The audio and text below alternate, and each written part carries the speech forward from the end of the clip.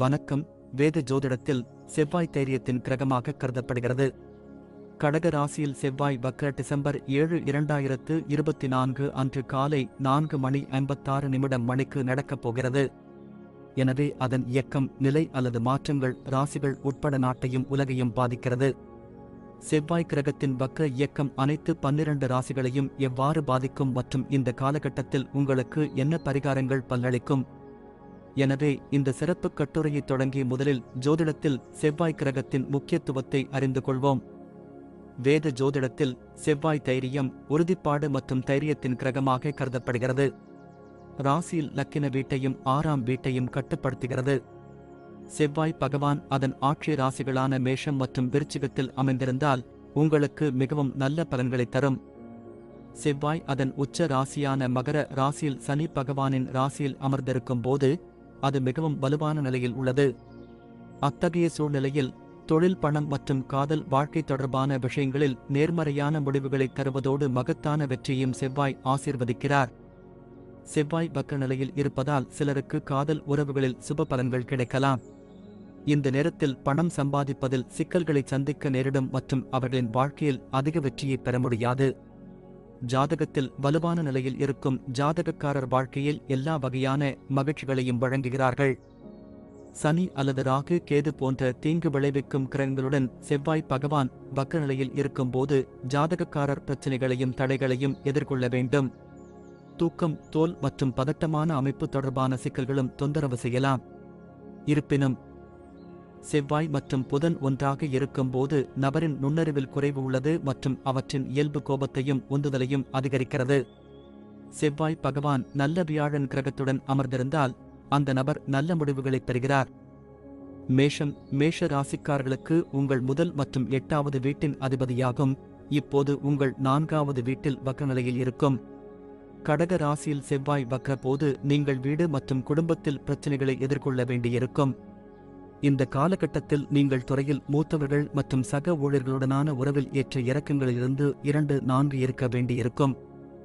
வணிகத் துறையில் போட்டியாளர்களிடமிருந்து கடுமையான போட்டி காரணமாக நீங்கள் இழப்பை சந்திக்க நேரிடும் மற்றும் வணிகத்தில் உங்கள் திட்டங்களும் நாள்பட்டதாக இருக்கலாம்.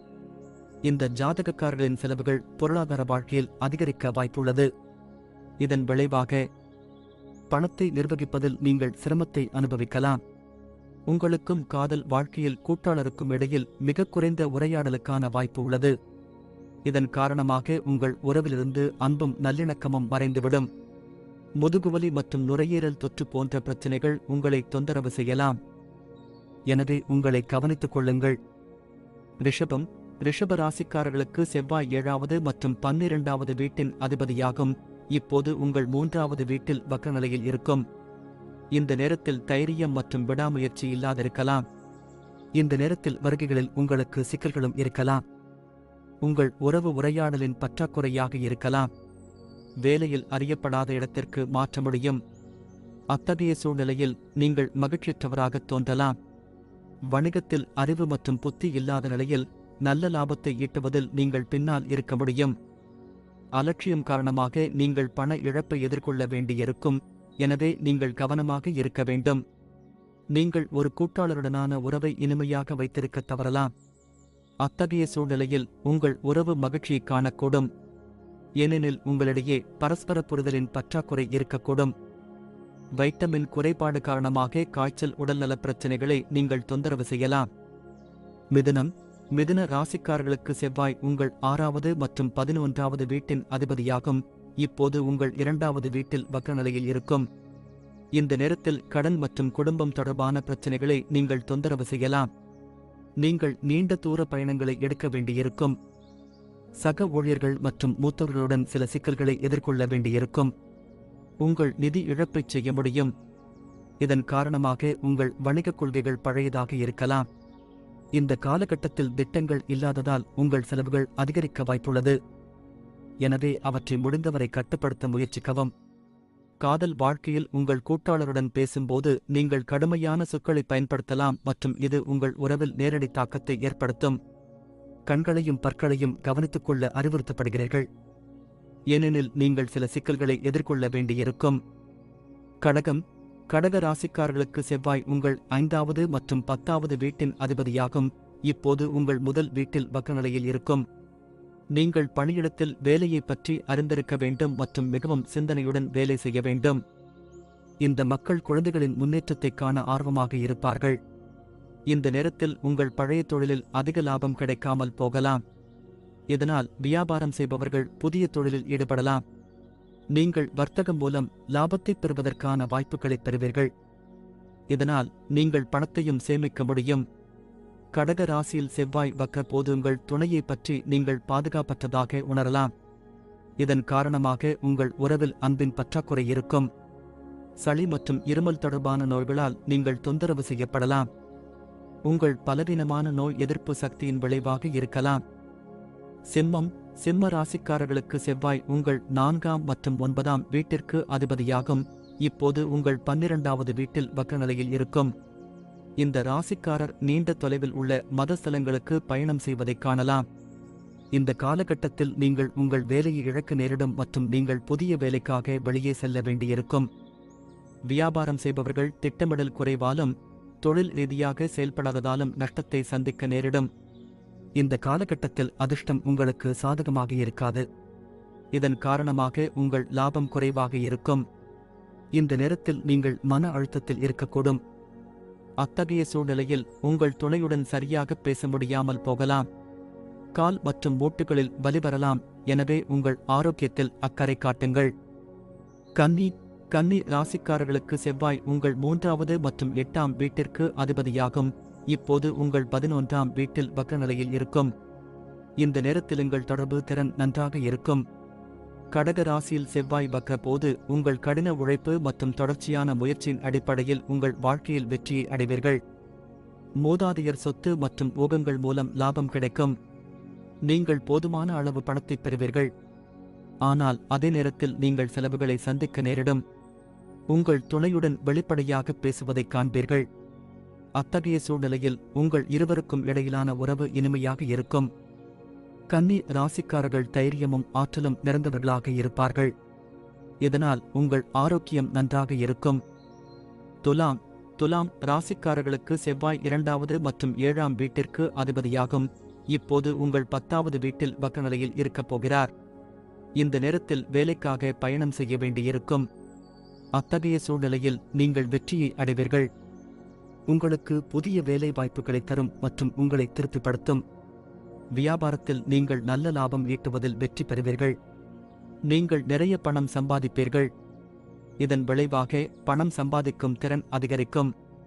இந்த ஜாதகக்காரர்களின் அணுகுமுறை அவர்களின் துணையிடம் இனிமையாக இருக்கும். அத்தகைய சூழ்நிலையில் உங்கள் துணையிடம் நீங்கள் வெளிப்படையாக பேசுவதைக் காணலாம். இந்த ராசிக்காரர் ஆற்றல் மற்றும் முழு நம்பிக்கையுடன் இருப்பார்கள். இதன் காரணமாக உங்கள் ஆரோக்கியம் சிறப்பாக இருக்கும். விருச்சிக ராசிக்காரர்களுக்கு செவ்வாய் உங்களின் முதல் மற்றும் 6வது வீட்டிற்கும் அதிபதியாகும். இப்போது உங்கள் 9ஆம் வீட்டில் வக்ரநிலையில் இருக்கப் போகிறது. உங்கள் வேலையில் புதிய முயற்சிகளை நீங்கள் காண்பீர்கள். இந்த காலகட்டத்தில் உங்கள் பயணங்களில் அதிர்ஷ்டம் உங்களுக்கு சாதகமாக இருக்கும் மற்றும் மத நடவடிக்கைகளில் பங்கேற்பதன் மூலம் நீங்கள் மகிழ்ச்சியை பெறுவீர்கள். இந்த காலகட்டத்தில் நீங்கள் பணியிடத்தில் ஒன்றன் பின் ஒன்றாக வேலை பெறலாம். அத்தகைய சூழ்நிலையில் நீங்கள் பொறுப்புடன் இருக்க வேண்டும். அப்போதுதான் உங்கள் வேலையில் வெற்றியை அடைய முடியும். இந்த ராசிக்காரர்கள் வேலை சம்பந்தமாக நீண்ட தூரம் பயணிக்க வேண்டியிருக்கும்.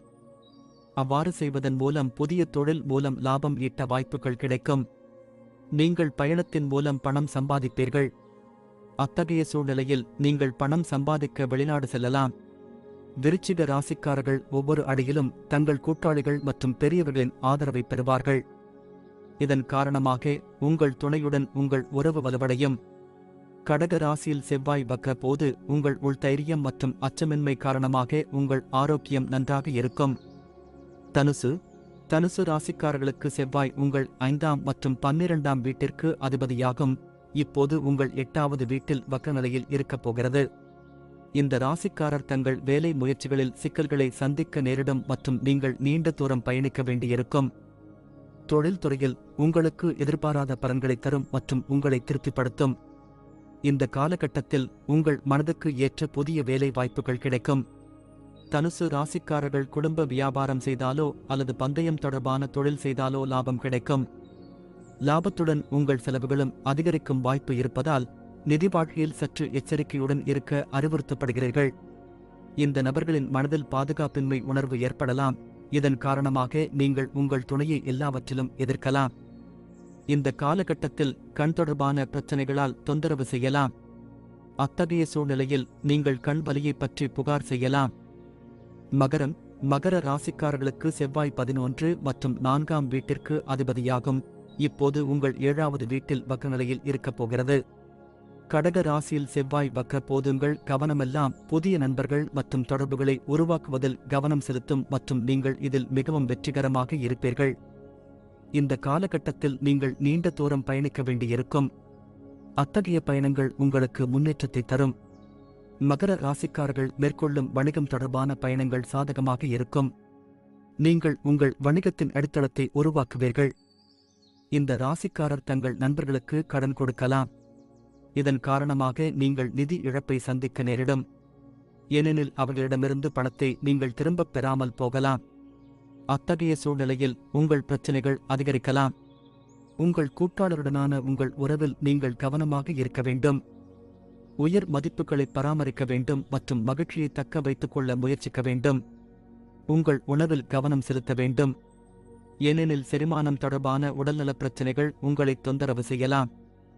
கும்பம், கும்ப ராசிக்காரர்களுக்கு செவ்வாய் உங்கள் 3வது மற்றும் 10ஆம் வீட்டின் அதிபதியாகும். இப்போது உங்கள் 6வது வீட்டில் வக்ரநிலையில் இருக்கும். இந்த ஜாதகக்காரர் தங்கள் கடின உழைப்பு மற்றும் உறுதியின் காரணமாக வெற்றியை அடைவார்கள். ஆனால் நீங்கள் இன்னும் அதிருப்தியுடன் இருக்கலாம். நீங்கள் நல்ல வாய்ப்புகளை கருத்தில் கொண்டு உங்கள் வேலையை மாற்றலாம். அத்தகைய சூழ்நிலையில் நீங்கள் திருப்திகரமாக இருக்கக்கூடிய பல நன்மைகளைப் பெறுவீர்கள். இந்த ராசிக்காரர் சில சரியான மற்றும் திறமையான நபர்களுடன் வணிக கூட்டாண்மைக்குள் நுழைவதற்கான வாய்ப்புகளைப் பெறலாம். இதன் விளைவாக உங்கள் லாபம் குறையலாம். நிதி வாழ்க்கையில் உங்கள் செலவுகள் அதிகரிக்க வாய்ப்பு உள்ளது. இதன் விளைவாக நீங்கள் கடன் வாங்க நேரிடலாம். இதன் காரணமாக உங்கள் நிதிச்சுமை அதிகரிக்கும். உங்கள் துணையுடன் நீங்கள் மகிழ்ச்சியடையாமல் இருக்கலாம். எனவே நீங்கள் உறவில் கவனம் செலுத்த வேண்டும். கும்ப ராசிக்காரர்களை தோல் தொடர்பான பிரச்சனைகள் தொந்தரவு செய்யலாம். அத்தகைய சூழ்நிலையில் நீங்கள் சில ஒவ்வாமைக்கு ஆளாகலாம். மீனம், மீன ராசிக்காரர்களுக்கு உங்கள் 2வது மற்றும் 9ஆம் வீட்டின் அதிபதியாகும். இப்போது உங்கள் 5வது வீட்டில் வக்ரநிலையில் இருக்கும். இந்த நேரத்தில் ஆன்மீகத்தில் ஆர்வம் கூடும். அத்தகைய சூழ்நிலையில் நீங்கள் மத காரியங்களில் ஈடுபடுவதைக் காணலாம். இந்த காலகட்டத்தில் பதவி உயர்வும் பிற நன்மைகளும் கிடைக்க வாய்ப்புகள் இருக்கும். இது அவர்களின் கடின உழைப்பின் பலனாக இருக்கும். மீன ராசிக்காரர்கள் தங்களின் தவறான திட்டங்கள் மற்றும் கொள்கைகளால் நிதி இழப்புகளை சந்திக்க நேரிடும். கடக ராசியில் செவ்வாய் வக்ர போது உங்கள் குழந்தைகளின் முன்னேற்றம் மற்றும் வளர்ச்சிக்கு நிறைய பணம் செலவழிக்க வைக்கும். உங்கள் பங்குதாரர் குழந்தைகளைப் பற்றி உங்களுடன் பேசுவதைக் காணலாம். இது அவர்களின் எதிர்காலம் மற்றும் வளர்ச்சியுடன் தொடர்புடையதாக இருக்கலாம். இந்த ராசிக்காரர் உயர் இரத்த அழுத்தம் காரணமாக தலைவலியால் பாதிக்கப்படலாம். எனவே நீங்கள் யோகா செய்ய அறிவுறுத்தப்படுகிறார்கள்.